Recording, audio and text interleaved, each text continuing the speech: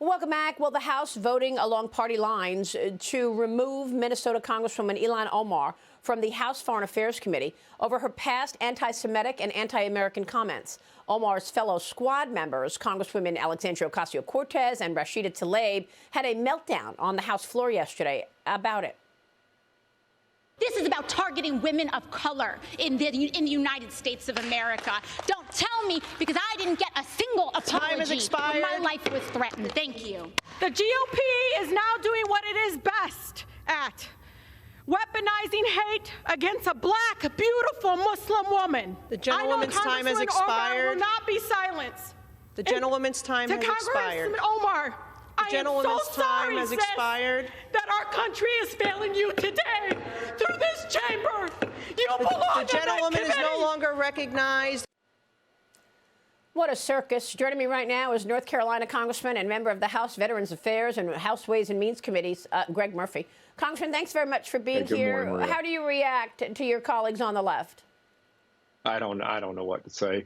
It always goes back, Maria. It's just getting to be ridiculous. Everything's the race card now. Everything's the race card. So if you're of a certain race or creed, color, whatever, you get a free out to be anti-Semitic, to be anti-American, and to then, in those same veins, would be okay to go and represent the United States of America to foreign countries. No, you don't get it. It always degrades now to the race card rather than what the real issue was. And my God, these are things that she was taken off her one committee for because of what she did while she was in the House. It wasn't like Marjorie Taylor Greene for what she did before. And so this is an entirely different issue. It's an entirely different narrative. But these people, this is all they do. They scream, they rant and rave, don't make any sense. And it's comical. It's embarrassing, to be very frank, Maria. It's embarrassing. What specifically did she say so that our audience is reminded of why she was taken off? I mean, you can't be on the House Foreign Affairs Committee, I guess, if you've taken a side. And she's taken a side against Israel.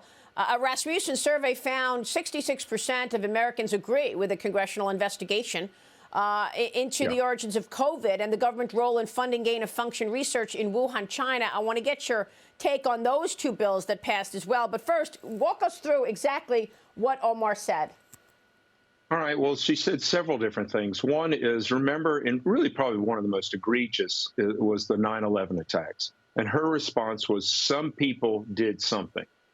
And in other words, I'm sorry, the truth is these were Muslim terrorists that attacked this country. And she just pushed that aside. Some people did something. 3,000 Americans died. Second thing is she talks about all about the Benjamins, implying that Jewish people just want to buy their power. And then she goes on to say other things like, I'm blanking on the other ones, but it's just a vein that she goes in and says, the anti-Semitic, Israel is an apartheid state. It's essentially an aggressor nation. And so it just goes on and on and on. And then she says, Maria, oops, I didn't know what I was saying. Oops, I'm sorry.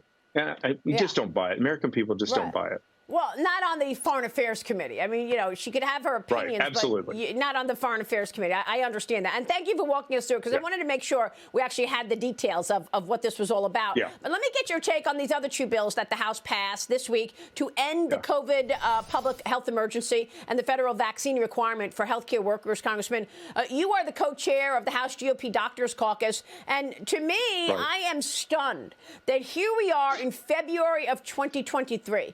COVID showed up in this country from China in January of 2020, and we have not had one hearing. You all have not had one hearing on the origins of COVID-19.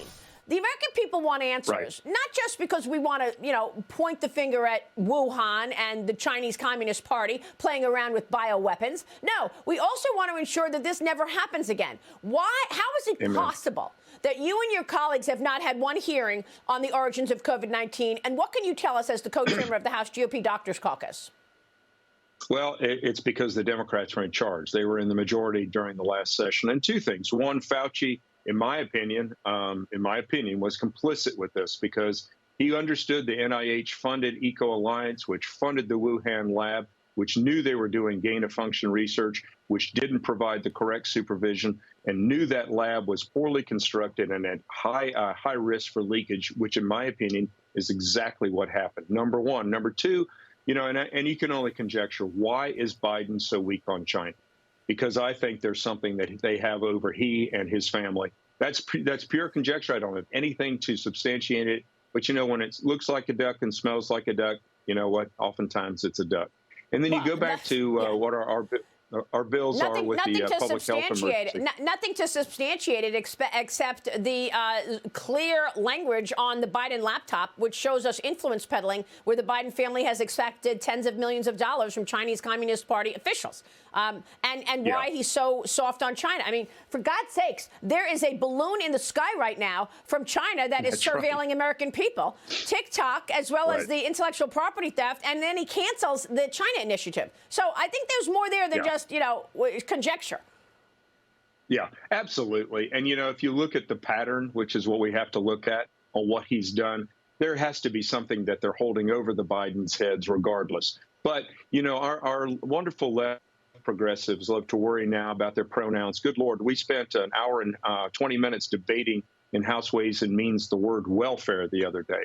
We can't get down to the real work of the people because they're worrying about pronouns and some of these other things. If you look and go back and say, okay, what things really matter? Well, we lost a large number of our workforce because they were kicked off the job because they wouldn't take the vaccine. Now, look, Maria, I've been very pro-vaccine, but the purpose of a vaccine is to help affected or at-risk individuals prevent severity of disease and possibly transmission.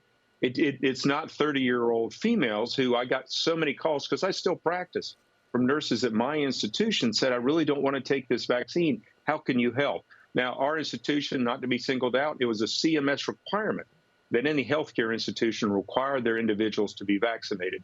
And it just was wrong in this particular instance. And it's gotten to the point now where insanity, where in California, they're requiring kids who are at the lowest risk of this virus to be vaccinated. So it's just gotten out of control, and we're trying to actually just bring some balance, by God, just some balance back to government. Well, by the way, we still don't know the long-term effects of these booster shots, and there have been questions about them. So it's not out of the realm to actually raise a question about it. Congressman, real quick, yesterday, 100 Democrats refused to condemn socialism. I don't know what that was about. And also, Kevin McCarthy met with the president on the debt ceiling. You're not going to allow the U.S. to default on debt, correct? Absolutely not. What we're going to do is, Secretary Yellen has done what they call extraordinary measures. She's just moving around the numbers a little bit. What we want to do is if things go south and we can't pay our debts, we're going to pay our debts first to Social Security, to our soldiers, to Medicare, to those type of mandatory spendings that we have until we can get some sanity back in this spending ritual. Remember, right now, for every dollar that we take in, the government is spending $1.29. Think about that. Think about how that adds up. The progressive left, some of them think, well, the debt ceiling, we should just throw it away. My God, that's how these democratic cities end up like they are. We're not going to handle the American economy that way. Yeah. All right. We'll leave it there. Congressman, it's good to see you. Thanks very much. Greg Murphy joining us this morning.